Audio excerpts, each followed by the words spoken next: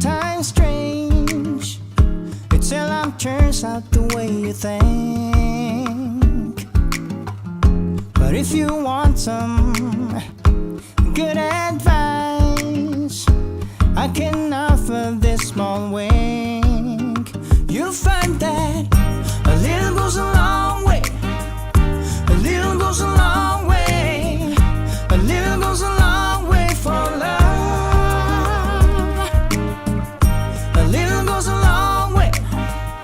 A little goes a long way. Okay, so we are here at the LUNAR New Year market in my hometown where my parents are from. It's very hectic today because it's the day before LUNAR New Year. So everyone is kind of getting preparations. It's hectic. People are trying to buy everything last minute to put together the final details for New Year's. In this particular market, everything is very fresh. Everything's very local. Like everything was probably from people's backyard that they grown at home. So if you look around, everything's much smaller because everything is organic. These stuff here are probably like a tenth of the size that you would see in California and in the US. Even though they're smaller, it's much more pungent. A lot of tropical fruits. So this is soursops. These are green papaya.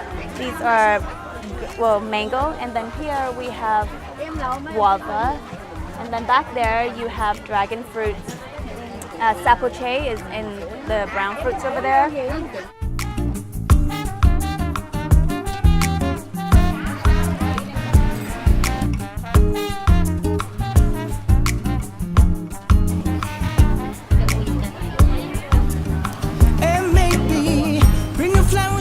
Usually the day before Tet, it's one of the busiest days of the year. People are trying to buy things to prepare for the ceremony. People are trying to decorate their house, buying the fruits to kind of do offering for their ancestors. So definitely the busiest time of the year where people are trying to kind of tide up the year, you know, making sure that they close out the year on a good note so that they can open the New Year's on a fresher, cleaner, newer state.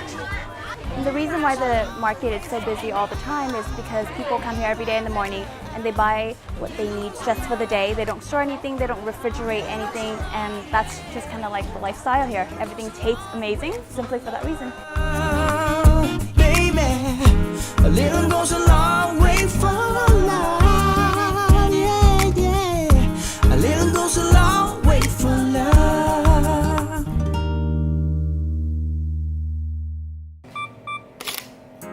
The first morning of Tet was somewhat emotional for me, just because it was the first Tet that I've been home for the last 17 years. So it was just taking a moment, taking it in, you know, enjoying being there with my family. Usually you wake up in the morning, you get ready, you say your greeting to your parents or whoever is in the house with you.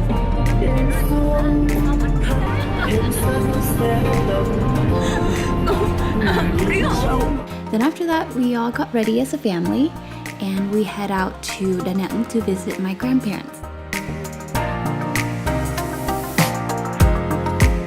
The first thing you do is you go straight up to the altar and you pay your respect to your ancestors. Once all the formalities done, then you can really enjoy the festivities. So giving out envelopes, you know, start eating, start cooking together. So everything that we made were vegetarian. And of course, you know, being 28, I still can't touch the main dishes and had to stand there and toast the sesame rice paper.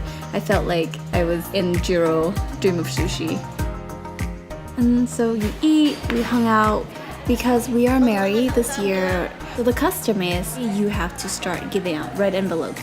You can no longer receive red envelopes. So here you can see us giving red envelopes to Billy's dad and then my parents and, you know, all our relatives. So as soon as you get married, you become very poor. Or you're balling out of control. Yeah. It's perspective.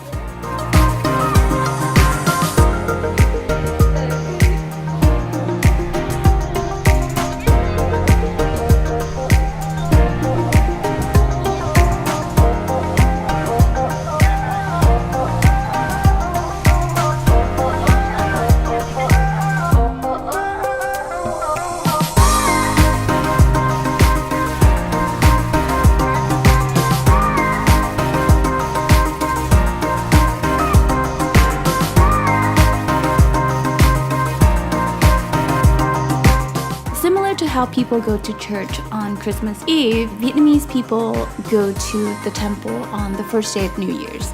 And the tradition is that you go to the temple to pray and wish and ask for good luck and prosperity throughout the year.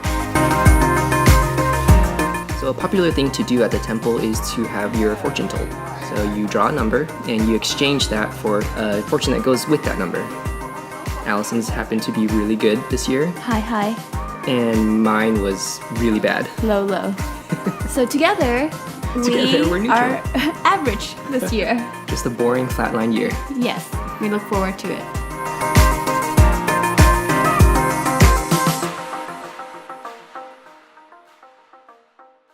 This is my Banoi, my grandma, and her Vietnamese iced coffee is legendary, so we're going to follow her through the process of making them. So she's telling me that she's putting about 100 grams of coffee. Okay, nói bỏ đi nói. Tùy theo mình chứ lượng mình chứ không cần biết, con hiểu không? Dạ. Đó, tùy như này đó. 4 muỗng thôi, 5 muỗng, 6 muỗng, 7 muỗng ha, 7 muỗng. Nhiều lắm ăn không xuống. Rồi. Okay, so you're gonna press it down. About 7 tablespoons of ground Vietnamese coffee. Press down with the stopper, and then there's a cap at the bottom, and then the filter's right there. And she's adding just a little bit of hot water at the top and the bottom. And this process is you're allowing the coffee bean or the coffee ground to bloom. So you just cover it and let it sit for 5 minutes so that the ground can fully bloom. And then you go through the process of slow pouring, as she put it. Meanwhile, she's cleaning because she's OCD and she's a clean freak, just like me. Okay, nói làm nước sao? Ngâm nước là ngâm bình thủy. Ngâm 5 phút. Trước khi 5 phút bỏ vô hết rồi đi. Con hiểu ý không? Dạ. Đó. Vô đây nấu nước thường trên bếp thiệt nóng, chế vô. Chế vô cỡ chừng tới đây. Yeah. Nước thứ hai tới đây, rồi 2 nước thôi. Chỉ 2 nước thôi hả? 2 nước thôi. Okay, 5 phút. We just finished letting it bloom for 5 minutes. She just finished boiling some hot water and she's gonna start pouring it in now. Bây giờ nồi đổ vào không? Lấy cái tay nhẹ nhẹ xuống này, đè cái này, lấy cái tay đè để nó bật lên. Yeah. Hiểu không? Yeah. Đó, đè xuống này. Yeah. Đúng đây chứ. Rồi xong, rồi đó. Xong hả? Rồi đó. Okay. Rồi chút chảy hết cái này. Yeah. Con nấu nước sôi nóng á, con nước sôi trong bình thủy á, Yeah. chảy lại cũng được. Yeah. Thêm chút nữa là hai nước thôi. Yeah. cũng được. Chỉ 2 nước thôi hả? Yeah. Yeah. Okay. NOIS said that she finished boiling the water and then she poured it down, and as she's pouring it down, she hold on to the filter stopper, and then when she's finished, she's letting it stand for a little bit. Once this is done extracting, then you do a second round, and that second round that's it. You don't do anymore because the more you add water, the more dilute the coffee is. And Vietnamese coffee is known to be super rich, super bold, and very condensed and strong. So she said only 2 rounds of waters. Okay. 7 tablespoons should last you about 2 to 3 cups of coffee because she likes her coffee very concentrated. So this should last about 2 or 3 cups. Vietnamese people tend to drink just a little bit of coffee, not like the way that we have it in the state where our cup is a lot bigger, but even though this is much less, it's much more powerful. But yeah, she said you should make this daily if possible for freshness, but if not, you can do it in one batch and drink it throughout the week. Okay, so my grandma is going to add condensed milk in right now, so nói làm đi. So let's see.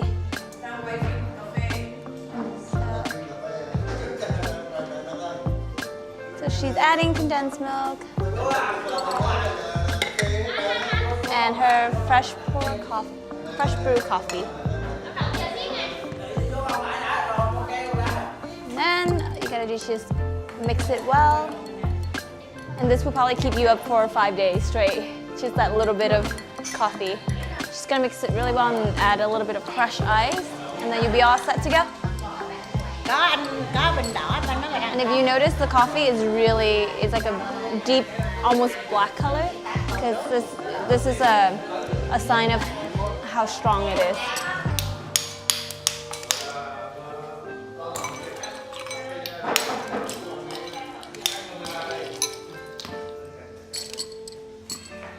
Add just a little bit of ice in there.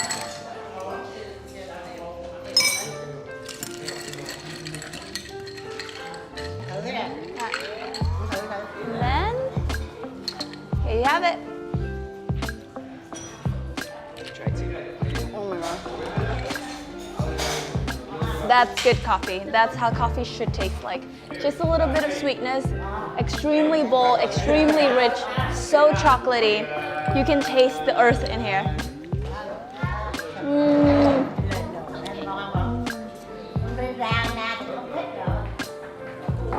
This is my grandma coffee. You can't find coffee like this anywhere in the world. Only here.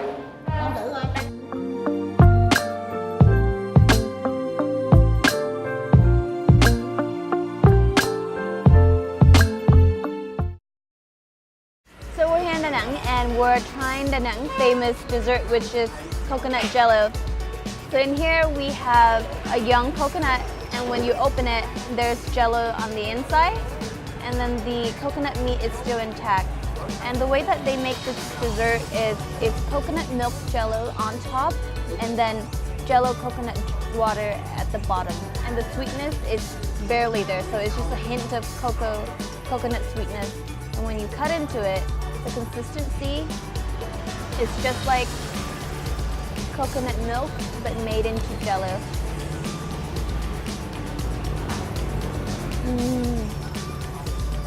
It's barely there, it's very lightly sweet, and you can really taste the coconut in the jello.